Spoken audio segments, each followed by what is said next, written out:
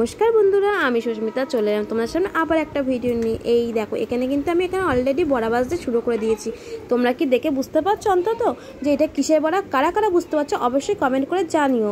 আর যারা এখনও পর্যন্ত বুঝতে পারছো না তারা পুরো ভিডিওটা আগে দেখো, তারপর তোমরা বলবো। তো এই দেখো, প্রথমে এখানে আমি এই বড়াটা ভাজার জন্য নিয়ে নিয়েছিলাম অনেকটা পরিমাণ মাছের ডিম। তার মধ্যে নিয়েছিলাম পেঁয়াজ কুচি, রসুন কুচি, আদা কুচি, জিরে গুঁড়ো, হলুদ গুঁড়ো, লঙ্কার গুঁড়ো, আর নিয়েছিলাম বেসন আর স্বাদ মতো নুন। সমস্ত কিছু ভালো করে মিশিয়ে নিয়েছিলাম। আমি এখানে 10 মিনিটের মতো রেখেছিলাম। তারপরে দেখো বড়াগুলো কিন্তু ভাজতে শুরু করে দিয়েছি। তা ভিডিওটা কেমন লাগলো অবশ্যই কিন্তু তোমরা কমেন্ট করে জানিও। আর বড়াগুলো কেমন হয়েছে সেটাও কিন্তু কমেন্ট করে জানিও। আর আমি বড়াগুলো যখন ভাজছিলাম একদম দেখতে পাচ্ছ লো আঁচে করেই ভাজছিলাম, যাতে ভালো করে ভাজা হয়, ভেতরটা যেন ভালো করে ভাজায়।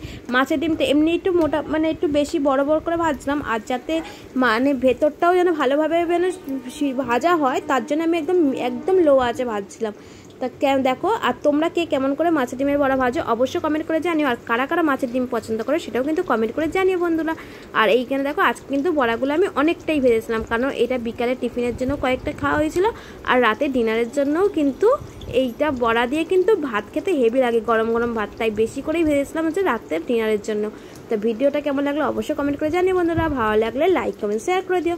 যারা আমার চ্যানেলটা নতুন দেখছো তারা প্লিজ বন্ধুরা সাবস্ক্রাইব করে দিও। আর এই দেখো, ফাইনালি কিন্তু আমার বড়াগুলো কিন্তু হয়েই এসছে।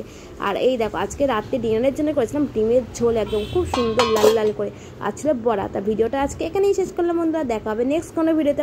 ভালো থাকবেন, সুস্থ থাকবেন, দেখা হবে নেক্সট কোনো ভিডিওতে বন্ধুরা। আজকের মতো টাটা।